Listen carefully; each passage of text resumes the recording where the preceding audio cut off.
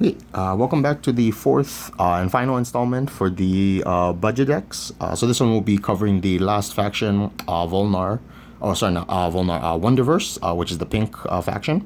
There is no budget for the Excavator or the black faction, only because there's not enough cards of just using 1 stars and 2 stars to actually make a deck by itself mono without using another color. But at that point, most of the splash is not very relevant because a lot of the cards that it synergizes with are usually like the higher 3 star and 4 stars.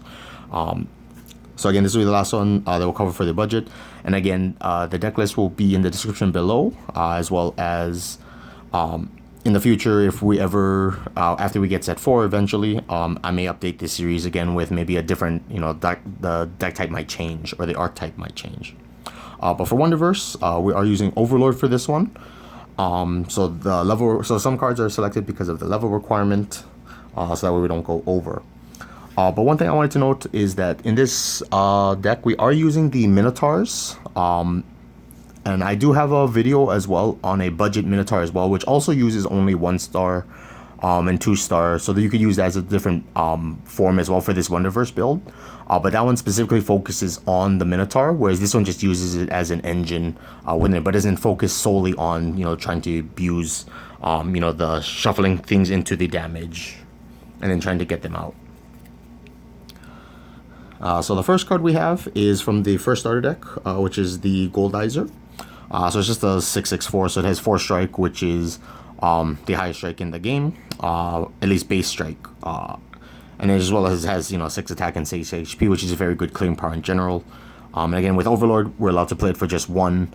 So again, lets us play multiple units with multiple big strike to just try to beat down our opponent fast. And then next we have is the 4 of the Minotaur. So this is the Sirloin. So this one again has 3 strike. It can special summon the level 2 from your damage zone when you play it from hand. As well as if you have like the other 2, it becomes a 4 strike, so it's similar to like the Goldizer. But again, just having 3 strike is very good, as well as it can also destroy set cards or field cards when it is counter-checked.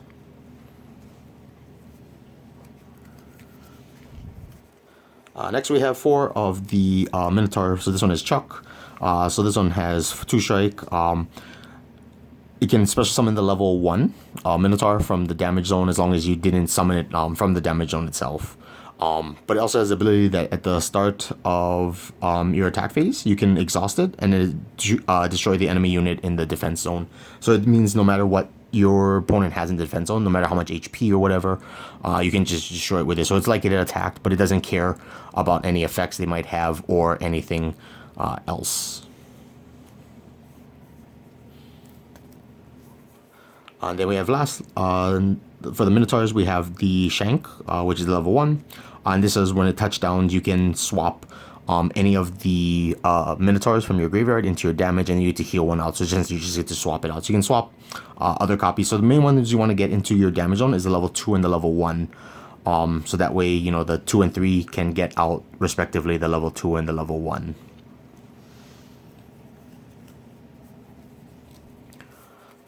Next, we have 4 Biocorp's Monkenator. So this is more of a defensive card where you can set it, and then when your opponent's ruler attacks, you can special summon it, and then it will reduce the strike by 1. And again, because it is a special summon, it won't take up you won't use an energy to play it.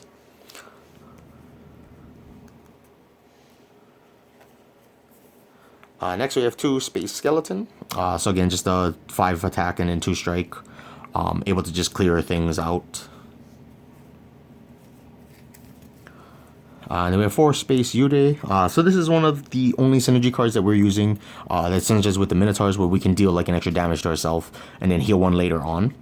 It does have Force Reveal, which means that we do need to pay an energy to play it whenever we play it. And it also will end up using up our summoning cap if we draw it on our turn.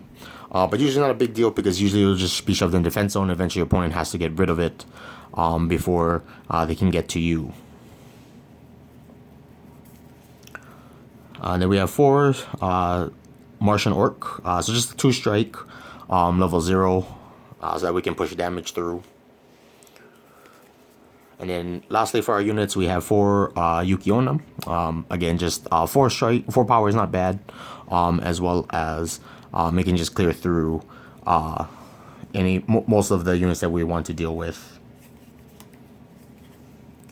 And then for our events, we have 4 black hole alerts. So again, it is a force reveal, so the moment we draw it, there are some counters. The next card we go over is a counter that lets us draw during our opponent's turn.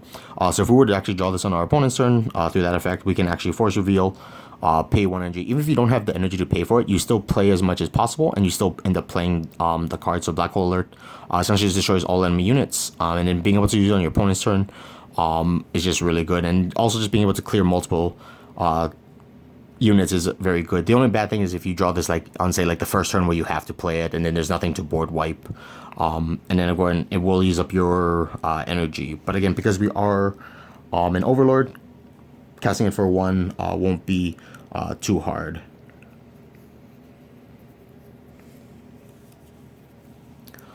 And then next we have 4 the 2 Pats.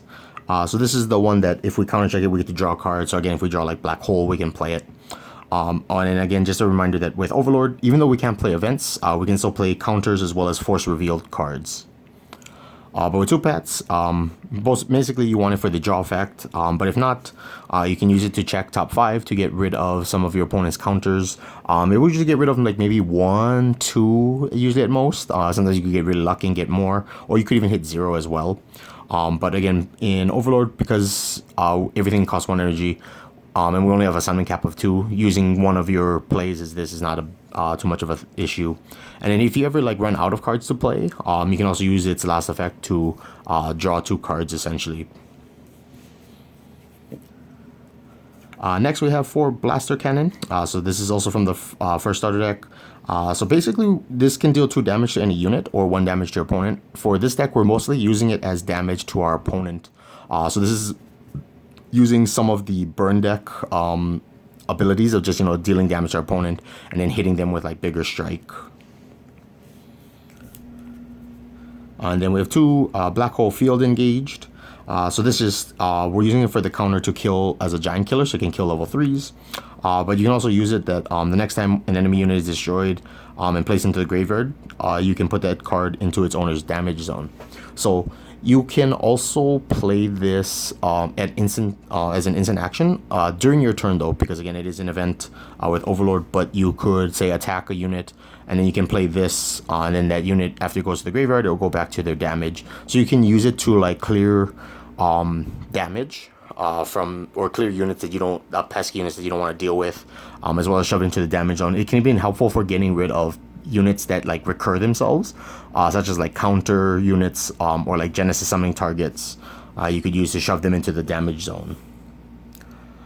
And the last one we have is the hashtag SMH. This is just so that way we can run a few more levels.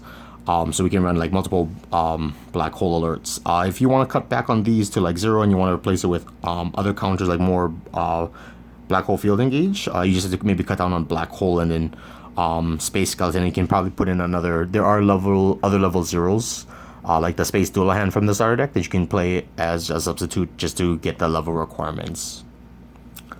But that is it for this deck profile. Again, the deck list is in the description below, and if you have any questions or comments, you can leave them down below, and then I'll try to get to them whenever I can. Okay? So with that, thank you for watching, and then I'll see you guys in the next one.